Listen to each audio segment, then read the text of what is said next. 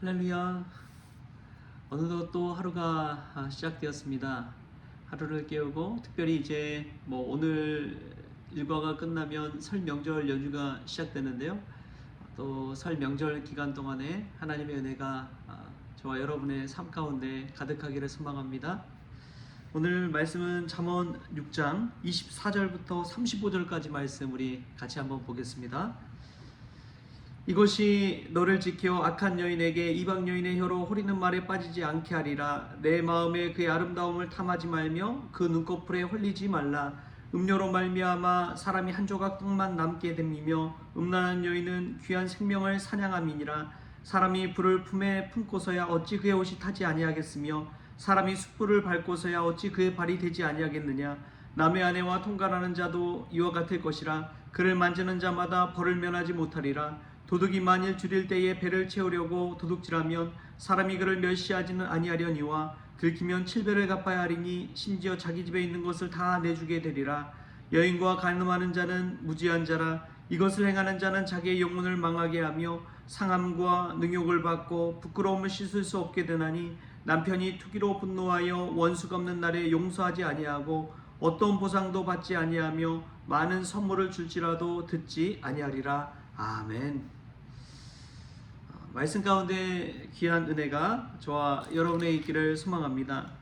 오늘 그 말씀은 음녀의 유혹에 관해서, 성적인 타락에 관해서 우리에게 이야기하고 있지만, 사실은 이 말씀은 지금만 있는 것이 아니라 이 잠언 5장, 6장, 7장에서 계속해서 반복되어져 나오고 있는 메시지입니다. 이 메시지 속에서 우리가 알 수 있는 것은 성경은 참 실제적이라는 것이지요. 솔로몬의 잠언이라고 하지만 솔로몬은 얼마나 또 수많은 여인들을 건드렸습니까? 그 여인들로 인해서 나중에 얼마나 혹독한 대가를 치렀는지 모릅니다.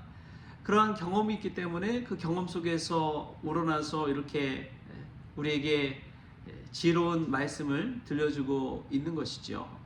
경험자의 말은 우리가 늘 귀담아 들어야 됩니다. 우리가 가지 못한 길을 이미 걸어봤기 때문에 그렇습니다. 이 말씀 속에서 먼저 우리가 깨닫는 것은 사람은 탐욕의 존재라는 것입니다. 이것만 하면 되겠지 하지만 이것이 이루어지면 저것을 또 구하는 것이 사람의 마음인 것이죠. 그게 탐심인데, 무엇보다도 자기가 가진 것에 만족하지 못할 때 이러한 현상이 일어납니다. 이 말씀 속에서 우리가 먼저 우리 자신을 한번 돌아보고 우리 마음속에 있는 이 성적인 탐욕, 또 간음하지 말라는 하나님의 칠계를 한번 생각해 보면 좋겠습니다. 그 결말이 어떠한지를 오늘 성경은 우리에게 분명히 알려주고 있습니다. 그러한 것은 사람이 불을 품고 옷이 타는 것과 같고, 또 사람이 숯불을 밟고 그 발이 데이는 것과 같습니다. 반드시 그의 영혼이 상하게 되고, 그 영혼뿐만 아니라 지금껏 가진 모든 재산까지도 다 잃어버리게 될 뿐만 아니라 수치와 명예까지도 잃게 되는 것이죠. 여러분, 이러한 엄청난 이 죄가 우리 마음 심령에 누구든지 저지를 수 있는 그러한 죄로 되어 있다는 것이죠. 이 죄성을 누구나 가지고 있습니다. 조건과 상황만 되면 아무리 거룩한 사람이라 할지라도, 아무리 직분자라 할지라도 넘어가지 않을 수가 없는 것이죠. 그래서 이 성적인 타락이 무섭습니다. 오늘 말씀 속에서 우리가 이 말씀을 우리의 목에 메고 마음에 새겨서 안전하게 우리의 영혼이 하나님의 말씀 가운데 지킴받는 저와 여러분 될 수 있게 바랍니다.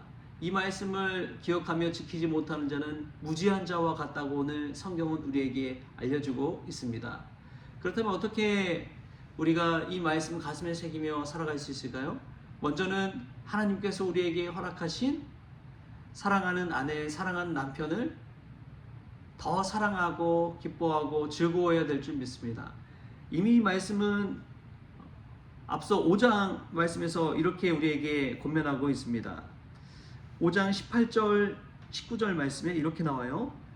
내 샘으로 복되게 하라. 내가 젊어서 취한 아내를 즐거워하라. 그는 사랑스러운 암사슴 같고 아름다운 암노루 같으니 너는 그의 품을 항상 족하게 여기며 그의 사랑을 항상 연모하라.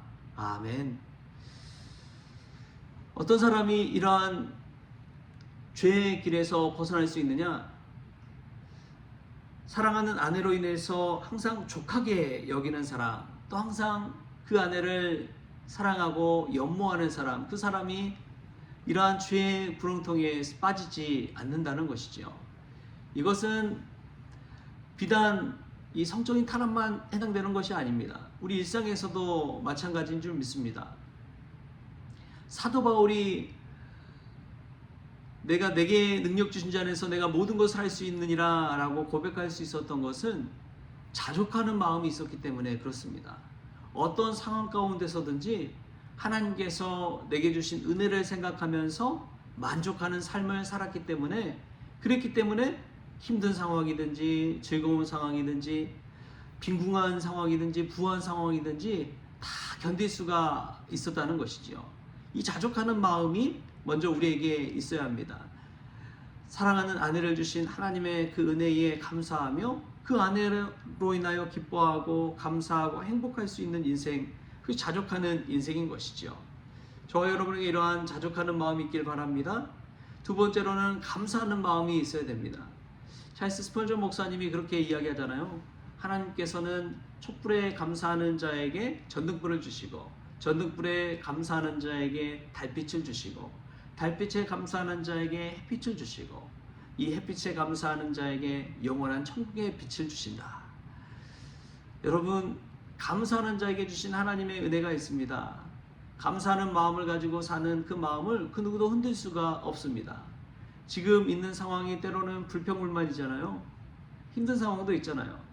제가 요즘 출애굽기 말씀을 읽고 있는데, 이 광야 시절을 겪으면서 이스라엘 백성들이 얼마나 불평불만하든지, 홍해 앞에서 불평불만하고요, 무리바 반석 앞에서 물이 없어서 또 불평불만하고요, 또 광야에서 먹고 마실 게 없어서 이 고기를 먹지 못해서 불평불만합니다. 그런데 하나님은 그런 불평불만하는 이스라엘 백성들에게도 은혜를 베풀어 주시더라고요. 홍해길을 갈라서 사이길을 열어주시고, 반석을 터뜨리셔서 거기서 물이 나와서 해갈시켜 주시고, 또 광야에서 먹을 게 없을지라도 만나와 메추라기를 내려주셔서 이스라엘이 배불리 먹게 해 주십니다. 이런 것을 볼 때 하나님은 우리의 궁핍을 채워주시고 우리의 필요를 채워주십니다. 그런데 채워주시는 것에 만족해서는 안 돼요. 모세를 보십시오.